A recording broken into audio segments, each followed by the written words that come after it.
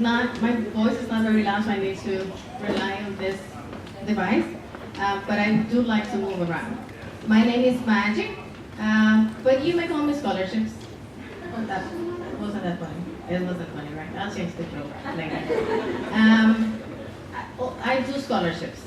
Everything that has to do with scholarships. And today we're here in the scholarship orientation to learn about how to put together your scholarship package, all the different opportunities that you may be eligible for as a Hostos student, and the different opportunities that we offer here for our students. We're also going to present you with the scholarship system that we use at Hostos and introduce you to, show you how to use the system and what you need to do to put in your applications. We're going to have different speakers. We have some of them sitting right here at the front tables, and we have some other speakers sitting at the front row on my left side. We're going to be learning about different external scholarship opportunities, and the speakers are representing some of those external scholarship opportunities. We also have a financial counselor, that's Ms. Ruth, and we are also going to have speakers who are previous recipients of applicants and recipients of scholarships. And what better for you to learn than from the experience that others like you have had, right? Are you ready? Yes. Okay. So first I have a question, and I'm going to start with, how many of you here have ever put in an application to a scholarship at Hostos? Okay, a few. So how many of you have used the system to check for scholarships, to apply for scholarships, to just go around, wonder? You have seen the system before? Good. Okay, that's not many, and that's great, because then today you're going to learn how to navigate the system and how to find that. Let's start. We don't want to waste a lot of time because there's a lot of information to learn here. And I'm going to show you the scholarship system. I think I'm going to go back a little to show you how you can access this page. Are you familiarized with the Hostos homepage, the website? Yes. Okay. Just 1 second. So if you're familiarized with the Hostos website, it's basically the same place. You do everything from there. If you know where to go to CUNY first from there, then you know how to access the scholarship page. From here, we're going to go to login to. Everybody sees that? Login to. And on the student side, you can see all the way, you scroll all the way down here. It says scholarships and grants. When you click there, it's going to take you to the scholarship page. And once you see this page here, you scroll down again and click here. And that's when you get to the previous page that we had opened, this one. This is the scholarship system. Now, there's a few things that you need to know. The system automatically shows you the internal scholarships that we have open, so you can see them here. The ones that we are offering for the fall semester are this one. All of these ones that you see have a deadline. And they're going to be open all through the fall semester. Every semester we offer different opportunities. They're not the same always. And you have to make sure that you read and understand the criteria so that you don't end up applying to things that you don't qualify for. Okay? So these are all the ones that we are offering this fall semester. Scroll up again, please. Now, if you want to access the external opportunities from this same system, you can do that. So what you do is, you can help me here, Stefan. You can go to opportunities. Opportunities here, click on the top left. And then you can click on external. And now it shows you the external opportunities that are open. You see all of these ones are open now, and you know that they're open because it takes you, it says visit the website.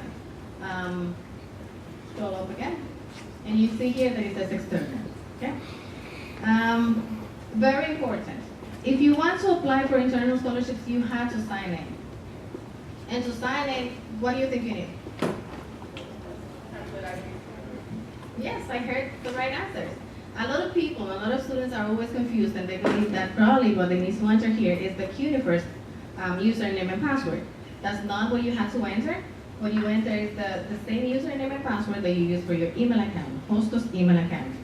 So if you have access to that email account, then you can access the system. If you don't have access to the email account, then I encourage you to go to the computer lab, not the computer lab, IT, that's in the big building, 4th floor. They can help you set your username and password, and once you have access to the email account from Hostos, everything that has to do with the scholarship system is through me. If you experience issues with the system, you come to me, okay? But first, you need to make sure that you have access. Got that? Good. We are going to sign in. Anybody has to try? Wants to try? Signing in, a volunteer? Right there. You can come. Oh, you don't want to come up. You're trapped. Come on, it's okay.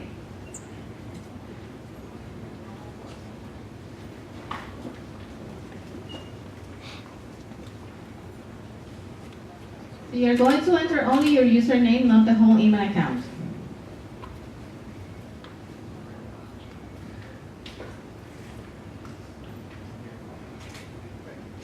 And your password.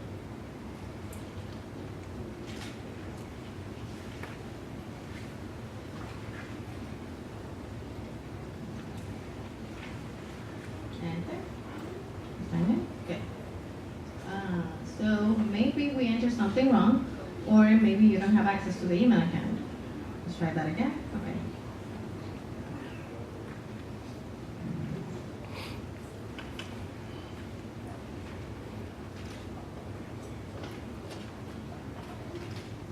Something very important that you need to know is that before you can put in an application in the scholarship system, you need to, apart from having access to your username and password, you need to create a profile.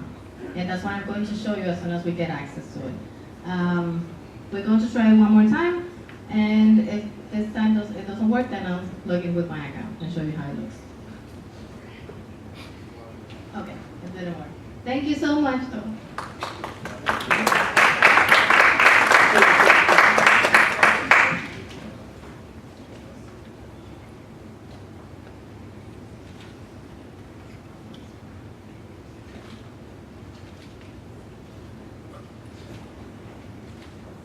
Okay, so I have another student volunteer here.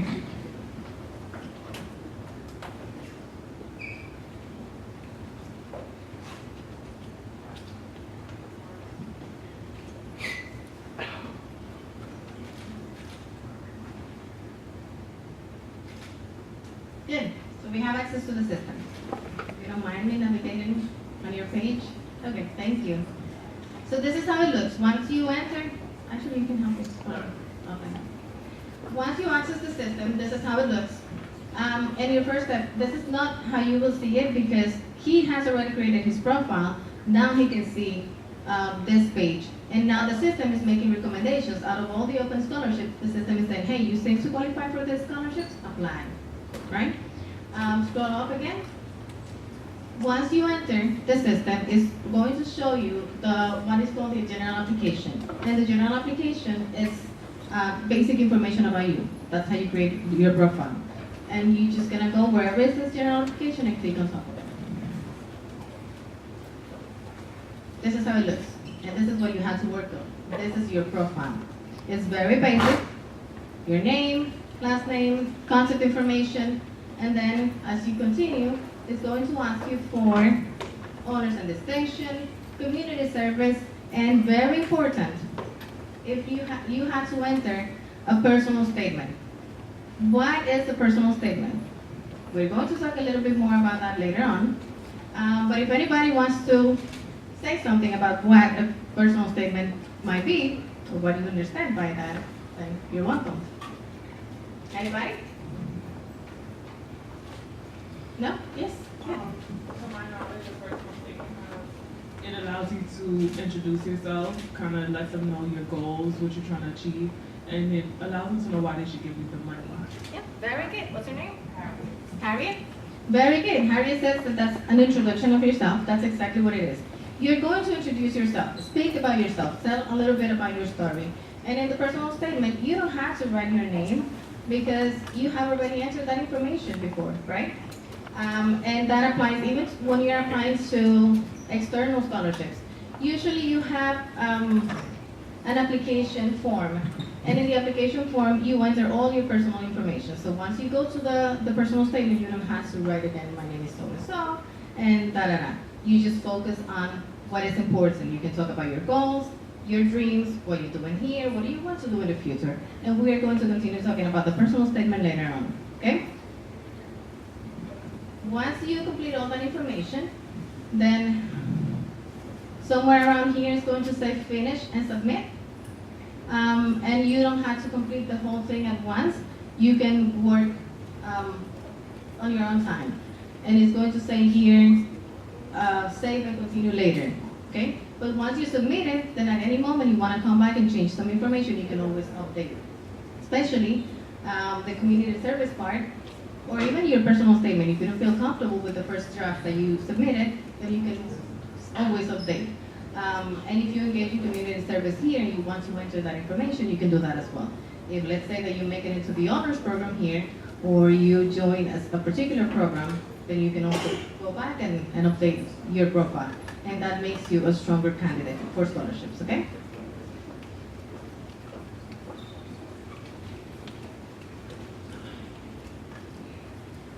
Any questions so far? No? Good? So that's the first and most important step if you want to put in an application to the internal scholarships that we offer here at Hostos for our students. First you have to create your profile. Something very important that I can say is, if you know how to, if you believe that you can do that on your own, you can do it. If not, we offer workshops all through the semesters, the semester, and you can join one of those workshops, and those are designed to help you create your profile in the system. So we usually meet in one of the computer labs, and we sit there for 2 hours, or for as long as it takes you, but we have 2 hours, and we help you there. If you have any questions, you don't know how to develop your personal statement, you don't know what kind of information you can answer in any one of the tabs that you have there, the questions, and that's what the workshops are designed for. If you have, unfortunately, we don't have the flyers with the different times and dates for those workshops. You can always contact me, and you can come and see me, and I'll give you all the information so you can join one of those workshops. Okay? Okay. So one more thing, once you access that, once you create your profile, then the system is going to make recommendations for you. Based on the opportunities that are being offered during that particular time, the system is going to say, hey, according to the information that you enter, you seem to qualify for these scholarships, go ahead and apply. Okay? Okay.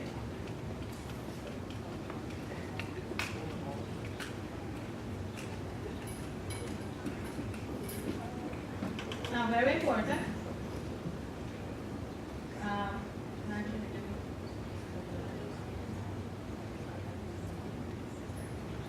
So I'm going to tell you a little bit about the external scholarships. External scholarships are opportunities that different organizations outside of Hostos are offering. They send us the information and we promote them around here and assist you in the application process if you need assistance with that. Examples of those are the CUNY Becas. Francisco here is a representative of that. And the University Student Senate Scholarship. Ms. Beverly is in representation of that. Those are external opportunities, but you can, once we receive the information, we promote them here and assist you in the application process. There's basic requirements for both internal and external scholarships. For the internal ones, usually you need no minimum than a 2.5 GPA and 12 credits completed. That means that you need to have completed at least your first semester at Hostos before you're eligible to start applying for scholarships for the internal ones. Now, the external opportunities are very different, and while some organizations may say we are taking applications from students who are in high school, some of them may say we need a 3.5 GPA, we need somebody who is about to graduate, or we need people who are in specific majors, right? So you have to always make sure that you understand the criteria, that you read the description, and you really want to put in an application for that if you figure that you meet the criteria for that one. Something very important also about the external opportunities is that we don't control those, we don't manage those. So if you decide to, can we go back? Yeah, this is the external opportunities time. If you visit one of these websites, that's going to take you to their page, their system. And once you put in the application, we don't see that. If you put in an application for an internal scholarship, I see that. And you have questions about that application, I can tell you everything about internal scholarships. But for the external ones, I don't know what happens unless you let me know that you put in an application for something specific. Okay? And I can for sure help you follow up with that if you need assistance. But you need to let me know that you put in an application to external scholarship. Good? Questions? So about external scholarships, questions? Yes? So, for instance, if I go apply for scholarship, how am I going to know that, I want, like, I have a scholarship? Because I know that Hostos, it's notified, but instead I'm applying. So his question is, how will you find out if you receive an external scholarship? Well, that's why I said before, you have to read very carefully the criteria and the description of the scholarship. Usually when you visit the website, it's going to tell you how you're going to receive the money and how they're going to notify you. If they're going to send you a letter to your home address, if they're going to send you an email, or they're going to send you all of the above, right? So you have to make sure that you understand how that process is going to happen. Also, something very important that you may want to do is to keep a list of all the external scholarships that you apply for and keep a copy of your package so that you can later on follow up with those people, right, with those organizations who are offering the scholarship. They usually include the contact information, their email, phone numbers, and that makes the whole thing easier, right? Another question here? So, does the same profile work for both, application for both, internal and external? His question here is if the same system works for both external and internal. So again, the system works for the internal scholarships, and it works for, we announce the scholarship here, there, in the system, our scholarships, the Hostos scholarships. And also, in the same system, you can put in an application to those internal scholarships. Now, when it comes to external, you can only see the announcement. And that's how you find it here. You can definitely put it, you are not going to be able to put in the application through the system, but you can visit the website of those organizations through this system. And then you start working on your applications. You understand? Yeah? Okay. Any more questions? No? Yes.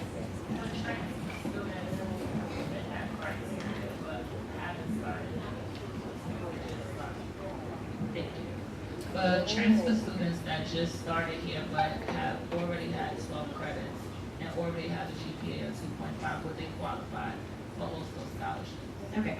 So you have completed 12 credits and have a GPA. Is that at Hostos?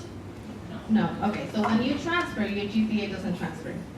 And some of your credits transfer, but that you can see that it's not really, it doesn't have a weight on your transfer so far.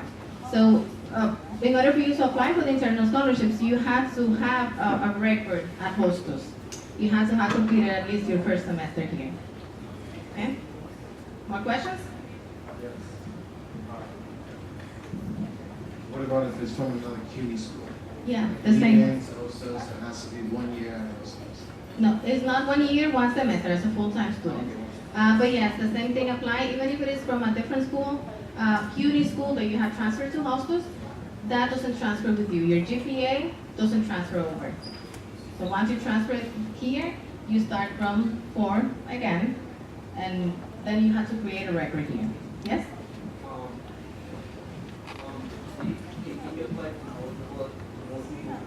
Can you apply to multiple scholarships or has to be only one at a time? Good question. He's asking if you can apply to multiple scholarships or you can only apply to one at a time. So you can apply to all those scholarships that you meet the criteria for and that interest you. Most importantly, that interest you. Because you can see a lot of scholarships there that you may meet the criteria for, but once you get to, let's say, the essay portion of it, you figure that you don't like that topic. You're like, I made all the other criteria, but I don't think I can develop an essay on this topic. So then you may want to reconsider whether you want to really apply for that scholarship or not, okay? But yes, you can definitely apply to as many scholarships as you qualify for. We have more questions, I'll take one more and then we continue. If you already finished at Hostos, so you're going to transfer, can you still apply to internal, or does it have to be external? If you already finished. Very good question. Are the internal scholarships only for Hostos students? Yes. You have to be an active Hostos student in order for you to apply to the internal scholarships. For the external ones, you can apply from anywhere. It doesn't matter where you are, it doesn't matter which school. It doesn't even matter the country. As long as you, when you read the criteria in the description, you see that you meet that, okay? But in order for you to apply to the internal scholarships, yes, you need to be a Hostos student. Okay, we continue. Now, for the external scholarships, we have this very good resource here for you. At the end of this orientation, every one of you is going to receive a copy of this. And this is very good for you. You can find a lot of different external opportunities, and they are arranged, organized alphabetically. Some of them here you can find that are specifically for students who are in, it's for students who are in specific majors.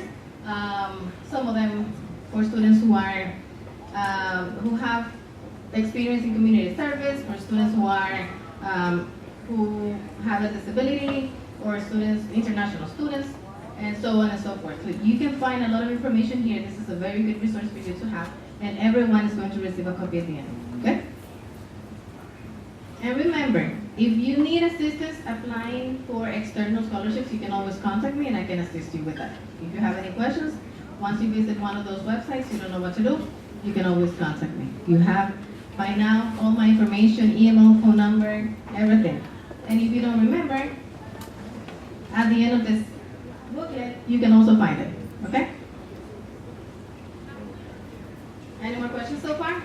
No, okay, so we're going to do a little presentation. And I don't think we have a lot of time to do the whole thing, but I'll try to cover as much as possible. And this is about putting together your application package for scholarships. Now, different scholarships ask for different things. One scholarship may ask you for just for you to write an essay on the subject that they give you, and that's all that they want to see. They don't want to see a resume, they don't want to see letters of recommendations, they don't want to see anything else. But some other scholarships are very, very demanding. They may ask you for not only letters of recommendations, they can ask you for 2 or 3. And they can ask you for a copy of your resume.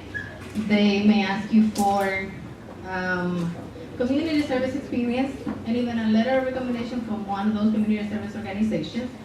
And they may ask you for an essay on a specific topic, or even, maybe even 2 essays, right? And that's the case with the CUNY beques, which you're going to listen to, hear about later on. So, in talking about the scholarship package and how you put that together, we have here some information, and you don't have to worry about taking notes or anything. All that information is in this little booklet. We name it scholarship package, and at the end of this workshop, you're also going to receive a copy of it, so that you know what kind of information the scholarships may ask you for when you're putting together your packages. Identifying scholarships. It is very important for you to identify the kind of scholarships that you want to apply for. You may find in that source that I showed you before, the booklet, you may find a lot of different scholarships. That booklet is about 50 pages long. But does that mean that even if you see that you qualify for all the scholarships that you find there, does that mean that you're going to apply for all of them? What do you think? No, why not? Yes, you might not be qualified, and even if you're qualified for all of them, you're not going to have the time to put in an application to all of them, right? So you have to be very selective, okay? Application materials, as I said before, every scholarship is different. One may ask you for just the essay to be submitted to an email account. Some other may ask you for a lot of different documents, including copy of your resume, an essay, letters of recommendation, transcript, copies of your bursary receipts, and information about your financial aid. And all of that, they may ask you to put in an envelope and mail it to them. Or maybe they want you to scan the whole package and send it to an email account that they'll give you. So every scholarship is different. And again, only apply to those scholarships which you are eligible for, and be very selective. Application materials. Take the necessary steps to ensure your application gets where it needs to go. So So read through it. And a lot of applications, a lot of scholarships have, what is it that you call it, checklist, yes, thank you.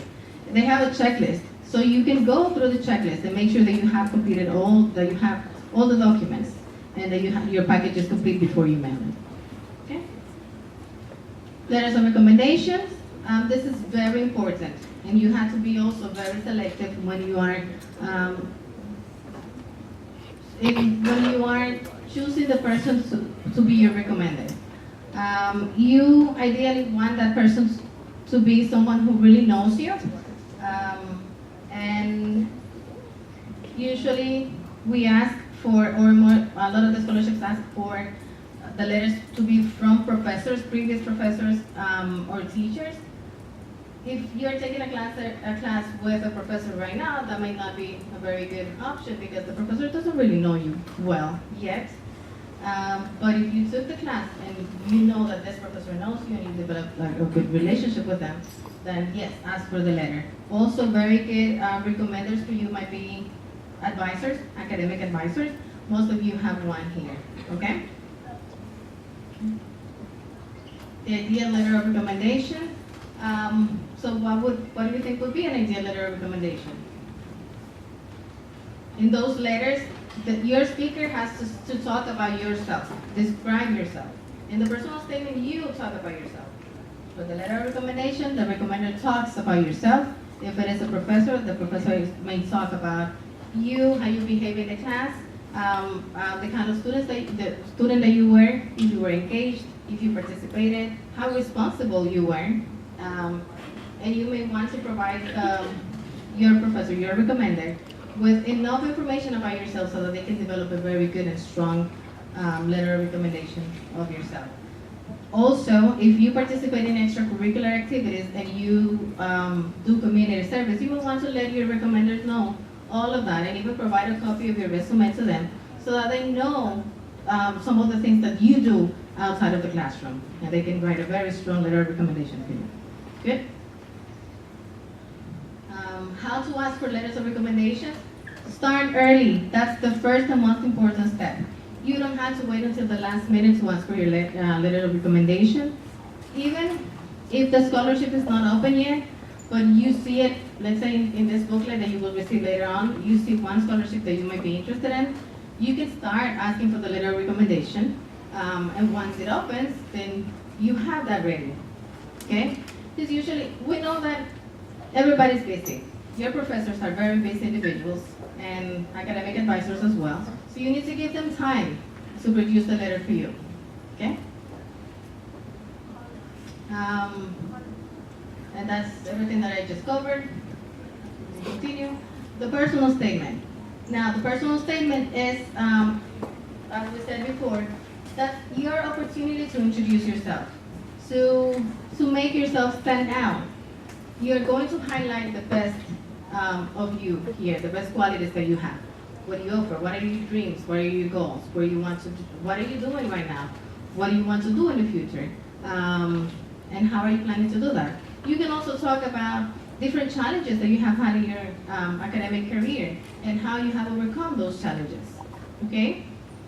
And different scholarships might be very specific in terms of the personal statement. They may ask you for a personal statement describing your financial need, or a personal statement describing a particular challenge that you have faced, or just a personal statement talking about your story, your personal story.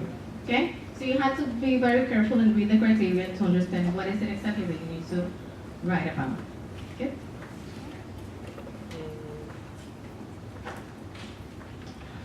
Consider carefully what you want to impress upon your reader. Do not write in a cute, coy, or gimmicky style. Selection committees have read it all. They have heard everything so far. Believe it or not, they review a lot of different applications all the time. So just be true to yourself. Tell your story. Everybody has a story, but it depends on how you tell that story, whether you are going to make an impression or not on your reader. Okay? Do show that you have thought deeply and broadly about what you have learned in your academic career and what you hope to learn next, which is exactly what we mentioned before. your career goals and dreams, your aspirations. What are you doing now? What do you want to do in the future? Okay.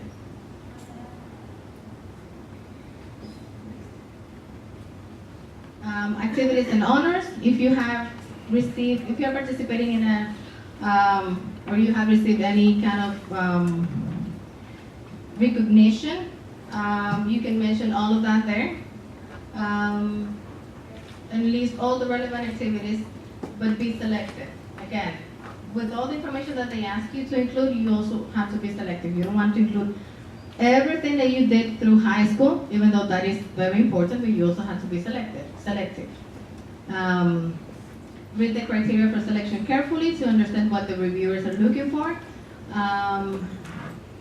There you have an example. If the presidential scholarship looks for applicants who can show leadership experience with an outstanding extracurricular record, include that. Include all of your volunteer service experience that you have, all of the community service that you engage in. If you become a member of any particular club here at Hostos or any particular organization, that counts. You can include all that. And I encourage everybody here to do that, to engage in community service, to do volunteer activities, because a lot of scholarships require that. That is a very important step. Activities and honor continuation, and we can go to the next one. Community service, we also talked about that. And later on, we have the director of the Hostos Leadership Academy, and we'll be speaking a little bit more about community service and how you can engage in all of that right now. So for now, we're going to skip that slide. And a final note, remember, in any application for a job, for a scholarship, for a grant, graduate school, even for a senior college, when you are ready to move out of Hostos, the powers that be want to know three things. What are those? Why is it important to you? Why is it right for you? And why are you the right person for it? So just keep those three things in mind when you're putting in an application to anything, okay? And that's the end of my presentation for now. We're going to continue with one of our speakers. We still have a lot to cover.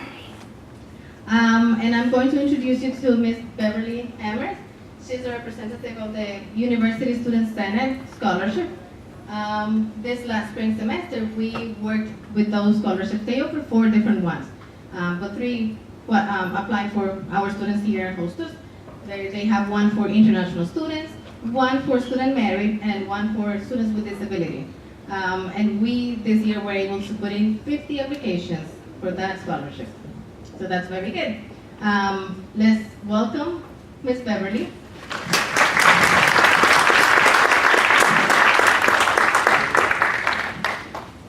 I don't even know if I can ask you to tell you everything. Good morning. Good morning. I want to say that I'm extremely excited to see so many faces, right? There's no class today. You're here, you're being proactive. And I've been on almost every CUNY campus. And this is a rarity to have. I'm telling you. I think the job that they do here at Hostos, like informing the students and leadership, I'm telling you, this is not happening CUNY-wide. It's not. The scholarship person is MIA on most of these campuses. You don't even know who it is. You don't know nothing. And I know I'm here to share with you, but I'm going to share some of my experiences, right? I do not work for CUNY. I'm a student. I'm a student that is chairing a scholarship committee for University Student Senate. Should we change You up? guys know what University Student Senate is. Should we change up? So it is your Change voice. up. So you know how you have a hierarchy of government? So each CUNY campus has a student government. Out of the student government, there are delegates chosen to make up the delegation of USS, right? So that means that every school is represented in USS. And so the USS delegation nominates vice chairs. So there's like vice chair for international students, vice chair for disability, like vice chairs to kind of advocate for different demographics across the university. University Student Senate has a chair. That chair sits on a board of trustees and is a voting member, a student, a voting member, like advocating. Like there's a lot of work, and So, you know, if you need information, I'm gonna tell you, go around, find out where your student government, your president name is Denise. I know her. We have all women leadership in the Bronx. All 3 CUNY schools in the Bronx have women leaders. I mean, I support another woman, so you know I'm gonna encourage the ladies. And so that's how your voice translates, right? So I'm the chair of the scholarship committee, and our efforts is to give 5 scholarships for every CUNY campus. This 25 CUNY campuses is a lot of work. It's an extreme amount of work, especially dealing with CUNY bureaucracy. I'm just saying, right? And so my personal experience as far as scholarships, I'm the first recipient of the Cleve Browder Memorial Award. I don't know if any of you heard of the story. It was a young man who was incarcerated for a backpack for 3 years. I encourage you to look, but he was a BCC student. I am a recipient of the Women's Forum Educational Award, which is for women over 35 that have faced adversity and overcame, which was a delight to find because some of the scholarships were for, you know, younger students. You had to be like young. So. I'm an old joint. I'm 47. I've been nominated by Hunter College for the Truman. That scholarship process was so tedious, I kid you not, I had flip charts all around my house, right? So some scholarships, it may be like simple as a personal statement. Like this scholarship literally had like 30 questions. They were counting the cat. Yo, I'm telling you, I have flip charts. I needed that money. Like, I didn't get it, but it's all good. Yeah, wait, I have like a little list of things I'm supposed to talk about. So as far as the University Student Center Scholarship, we offer 4 different scholarships. We are now in the process, and hopefully we'll make the announcement next week. But it's a scholarship that's offered